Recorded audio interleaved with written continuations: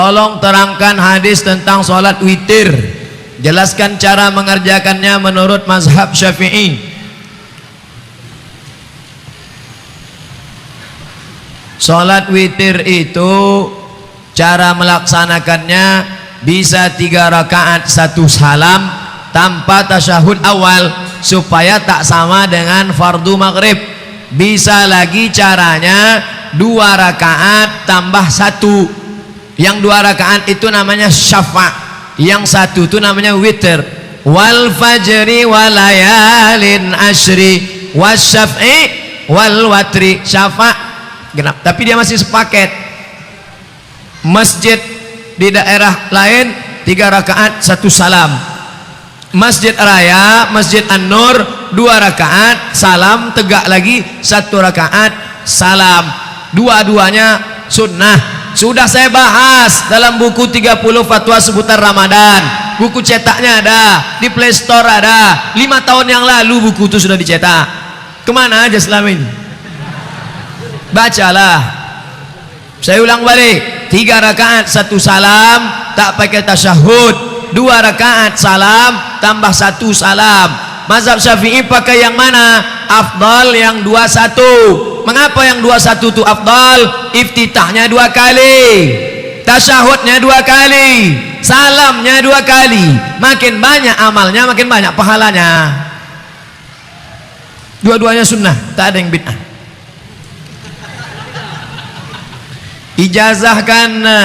Ijazahkan hadis. Ijazah apa ini? Mohon diijazahkan pada saya dan tuan-tuan dan puan-puan yang hadir.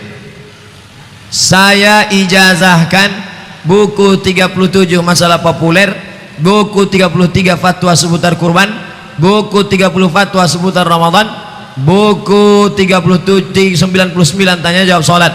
Ijazatan ammah kepada semua yang hadir malam. Qabiltu. Kalau ada orang ngasih ijazah, qabiltu, aku terima. Sama macam akad nikah, qabiltu, aku terima. Apakah sah salat tanpa azan? Beli buku fikih Islam Sulaiman Rashid 40.000, tipis. Sulaiman Rashid dari Lampung, dapat gelar ijazah dari Al-Azhar tahun 1935, 10 tahun sebelum kemerdekaan Republik Indonesia. Fikih Syafi'i asli. Apa kata Buya Hamka ketika membaca fikih Islam Sulaiman Rashid di Yogyakarta? Andailah aku menulis, belum tentu bahasanya seindah ini, diakui Buya Hamka. Itu buku dasar supaya tahu mana rukun, mana syarat, mana wajib, mana sunat muakkad. Azan itu tidak masuk rukun, syarat, wajib sholat. Tak masuk rukun, tak masuk syarat, tak masuk wajib. Tapi azan dikumandangkan untuk menunjukkan masuk waktu dan memanggil orang sholat. Guna azan itu 2. Pertama, ngasih tahu orang sekeliling waktu sudah masuk. Yang kedua, marilah sembahyang. Maka dipanggillah dengan azan. Jadi kalau ada masjid tak mengumandangkan azan, maka dia tidak menyelenggarakan syiar Islam. Karena azan itu syiar, menunjukkan kebesaran Allah, mengabdikan diri pada agama Allah. Tapi sholatnya tetap sah, karena bukan rukun, bukan syarat, bukan wajib. Karena kejadian Bapak lagi tempat tinggal saya, karena tak berapa menit azan, telat beberapa menit azan, tapi iqamat masih ada sekitar 4 menit. Kalau waktu sudah lewat, dalam kitab Majmu' Syarah Muhadzab saya menterjemahnya beberapa juz, kalau waktu sudah lewat tidak lagi dianjurkan azan, karena orang yang sudah sholat nanti menyangka sholatnya belum masuk waktu. Kalau sudah lewat waktu tak lagi disyariatkan azan, karena orang yang sudah sholat waktu awal tadi masuk, bagi yang dia tak punya kalender, tak punya jam, dia sangka, oh kalau gitu aku tadi sholat belum masuk waktu. Tapi zaman sekarang tak apa-apa, karena semua orang sudah tahu bahwa waktu zuhur di Pekanbaru, waktu isya jam 7.30, habis itu jam 9 azan. Orang-orang sudah tahu, oh itu mungkin tadi ada pengajian untuk ngasih tahu bahwa ada sholat isya lagi bagi yang belum sholat isya.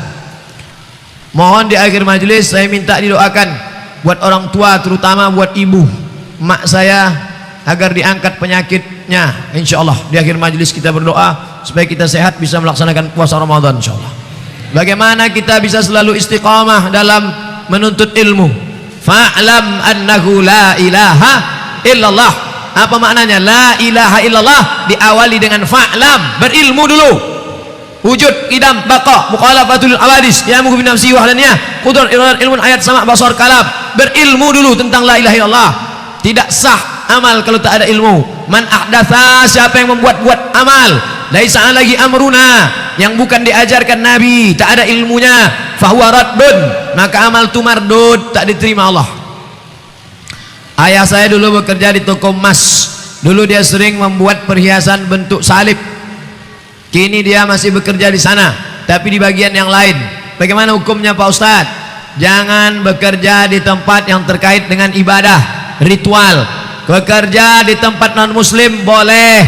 Mana dalilnya? Sayyidina Ali mengambil upah menimba air di rumah orang Yahudi. Nabi tak melarang. Mengambil nimba air, dikasih upah untuk makan, boleh, karena tak ada terkait dengan agama. Tapi kalau terkait dengan ritual agama, wala ana abidum ma'abatum wala antum abidun ma'abud lakum dinukum waliyadin. Teman saya pinjam uang saya, memberikan jaminan nilainya lebih besar dari pinjaman, dan berjanji akan membayar dalam 3 bulan. Seandainya tidak membayar dalam waktu 3 bulan, maka jaminannya untuk saya. Bagaimana hukumnya? Ambillah, walaupun lebih. Kan sudah tadi di awal, bukan riba itu. Riba itu pinjaman berlebih. Ini bukan pinjaman, ini namanya jaminan, dhamin. Ini kukasih engkau, nanti kalau kau tak bayar, ambillah tapi seharga pinjaman. Lalu engkau ambil lebih, haram. Tapi kalau kita nanti sampai 3 bulan tak bayar, ambil semuanya, maka tidak riba, ambillah semuanya. Nah, ini tentang masalah barang yang dijadikan sebagai rahan gadai, bukan hutang yang dibayar lebih. Nah, dipahami akadnya baik-baik. Yang menyebabkan dia halal dengan haram bukan lebihnya, tapi akadnya. Akadnya apakah akad jual beli, apakah akad dain pinjam meminjam, apakah akad gadai menggadai. Ala hazihin niyah al-Fatihah. A'udzubillahi minasyaitonir rajim. Bismillahirrahmanirrahim. Alhamdulillahi rabbil alamin, arrahmanir rahim, malik yaumiddin, iyyaka na'budu wa iyyaka nasta'in, ihdinas siratal mustaqim, siratal ladzina an'amta 'alaihim ghairil maghdubi 'alaihim waladdallin. Amin. Allahumma inna nas'aluka salamatan fid din wa afiyatan fil jasad wa ziyadatan fil ilm wa barakatan fil rizq wa taubatan qabla al maut wa rahmatan 'indal maut wa maghfiratan ba'dal maut. Allahumma hawwin 'alaina fi sakaratil maut wan najata minan nar wal 'afwa 'indal hisab. Allahumma barik lana fi Sya'ban wa ballighna Ramadan. Bismillahirrahmanirrahim, dengan nama Allah yang Maha menyembuhkan. Bismillahirrahmanirrahim, dengan nama Allah yang mencukupkan. Bismillahirrahmanirrahim, dengan nama Allah yang menunaikan janji. Ishfi mardana, sembuhkan saudara kami yang sakit ya Allah. Syifaan ajilan la yughadiru saqama, kesembuhan yang tidak akan kumat untuk selamanya. Allahumma rzuqna imaman adila, berikan kami pemimpin-pemimpin yang adil ya Allah. La tusallit alaina bidhunubina man la yaqafuka wa la yarhamuna, jangan kau angkat orang yang tak takut padamu dan tak sayang pada kami ya Allah. Allahumma dafa'anna al-ghala wal waba wal fahsya wal riba wal zina wal munkar, jauhkan negeri kami dari malapetaka, bencana, riba, zina, narkoba, perbuatan keji dan mungkar ya Allah. Allahumma waffiq ulata umurina, berikan bimbingan pada pemimpin-pemimpin kami supaya mereka menolong agamamu dan menolong kaum muslimin ya Allah. Allahumma rabbana ighfir lana dzunubana, ampunkan dosa kami, wali walidaina, kedua orang tua kami, wali masyaikhina, tuan-tuan guru kami, waliman hadarana, semua yang hadir di majlis ini ya Allah, waliman sabaqana, saudara-saudara yang sudah mendahului kami. Allahumma ja'al quburahum rawdatan min riyadil jinan, jadikan kubur mereka salah satu dari taman surgamu ya Allah. La taj'al quburahum hufratan min hufarin niran, jangan jadikan kubur mereka salah satu dari lubang neraka-Mu ya Allah. Allahumma ja'al akhir kalamina inda intihai ajalina jadikanlah akhir kalam kami ketika ajal kami sampai, yang keluar dari mulut kami la ilaha illallah. Rabbana atina fid dunya hasanah wa fil akhirati hasanatan wa qina adzabannar. Wa sallallahu ala sayyidina wa maulana Muhammad wa ala alihi wa sahbihi wa sallam. Walhamdulillahi rabbil alamin. Taqabbalallahu minkum minna wa minkum taqabbal ya karim. Akhirnya saya ucapkan selamat menunaikan puasa Ramadan 1439 Hijrah. Mohon maaf zahir dan batin. Taqabbalallahu minna minkum.